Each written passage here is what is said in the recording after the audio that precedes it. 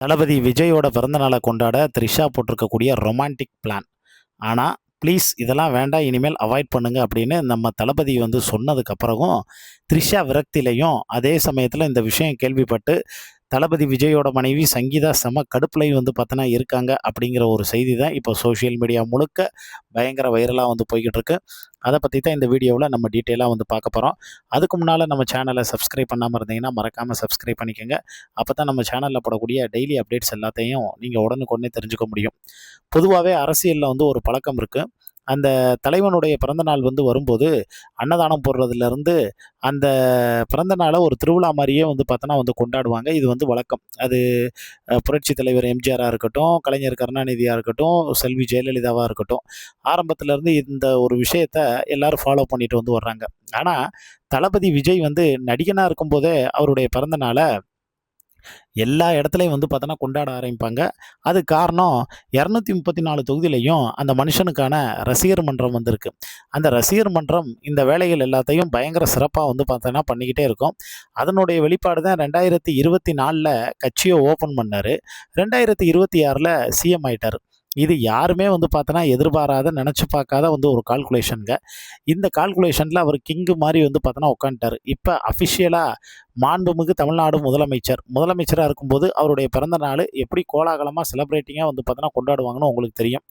இதில் என்ன ஒரு துரதிர்ஷ்டமான விஷயம் அப்படின்னா, தன்னோட மனைவி, மகள் இவங்கள்லாம் இல்லாமல் வந்து பார்த்தீங்கன்னா தளபதி விஜய் வந்து கொண்டாடக்கூடிய பிறந்த நாள் வந்து இதுதாங்க. ஏன்னா ஒரு மனுஷன் எவ்வளவு புகழோட உச்சத்துக்கு வந்து போனாலும், அதை கொண்டாடுறதுக்கோ, பகிர்ந்துக்கிறதுக்கோ ஒரு குடும்பம் இல்லை அப்படின்னா, அவன் வந்து ஒரு தனி மரமா தான் வந்து நிற்பான். அது மாரியான ஒரு சூழல் தான் இப்போ தளபதி விஜய்க்கு வந்து ஏற்பட்டிருக்கு. ஆனால் இந்த ஒரு விஷயத்த தனக்கு சாதகமா பயன்படுத்தி இந்த ஜூன் 22ஆம் தேதி தளபதி விஜய் பிறந்த நாள வழக்கம் போல சில விஷயங்கள்லாம் பண்ணி ரொமான்டிக்கா கொண்டாடுறதுக்கு நடிகை த்ரிஷா பிளான் பண்ணதா ஒரு தகவல். ஏன்னா, இதுக்கு முன்னாடி ஒரு 6 வருஷமா அவர் மனைவி சங்கீதாவ பிரிஞ்சு இருக்கும்போது, தளபதி விஜயினுடைய பிறந்த நாள்ல த்ரிஷா சில விஷயங்கள் இதே மாரியெல்லாம் வந்து பண்ணியிருக்காங்க. அவருடைய பிறந்த நாளுக்கு சில ட்ராவல் வந்து த்ரிஷா கூட அவர் வந்து பண்ணியிருக்காரு. அப்ப சில எடுத்த ஃபோட்டோஸ், வீடியோஸ் எல்லாமே வந்து பார்த்தோன்னா வெளியாயித்தான். அது இவங்களுக்கு வந்து மிகப்பெரிய மன உளைச்சலையும், ஸ்ட்ரெஸ்ஸையும் வந்து பார்த்தோன்னா குடுத்தது அப்படின்னு அவங்க அந்த மனுவிலே வந்து பார்த்தோன்னா வந்து சொல்லியிருந்தாங்க. இப்ப என்ன ஒண்ணுன்னா, பழைய குருடி கதவ தொறடிங்கிறது மாரி மறுபடியும் த்ரிஷா அதே வேலைய வந்து பார்க்க ஆரம்பிச்சுட்டாங்க.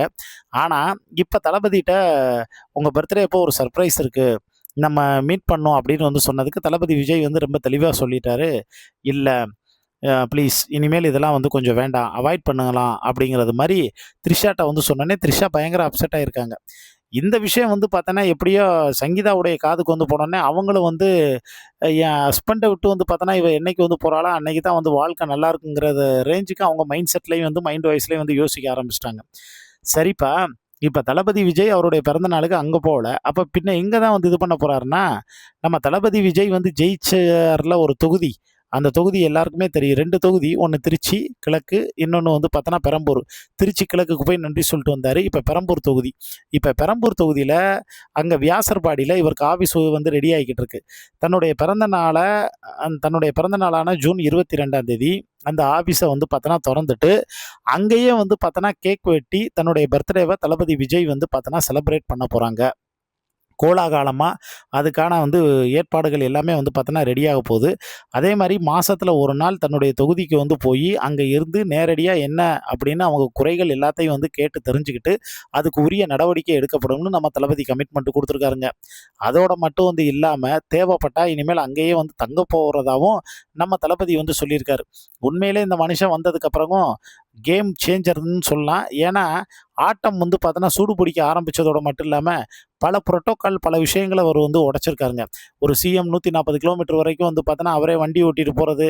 அதே மாரி எந்த ஒரு இடத்துலயுமே வந்து தன்னை வந்து அதாவது தன்னை பிரகடனப்படுத்திக்காம, தன்னை முன்னிலைப்படுத்திக்காம, தான் கூட இருக்கக்கூடிய எல்லாரையும் வந்து முன்னிலைப்படுத்திக்கிறதுன்னு உண்மையிலே மனுஷன் வந்து பார்த்தோன்னா மாஸ் காட்டுறாரு.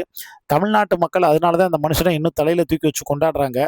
எங்க போற போக்க வந்து பார்த்தா, அடுத்த 20 வருஷம் நம்ம தளபதியோட ஆட்சி தான் அப்படின்னு இப்பயே எல்லாரும் வந்து கொண்டாட ஆரம்பிச்சுட்டாங்க. இத பத்தி உங்களுக்கு தோணக்கூடிய கருத்துக்கள மறக்காம கீழ இருக்கக்கூடிய கமெண்ட் பாக்ஸ்ல மென்ஷன் பண்ணுங்க.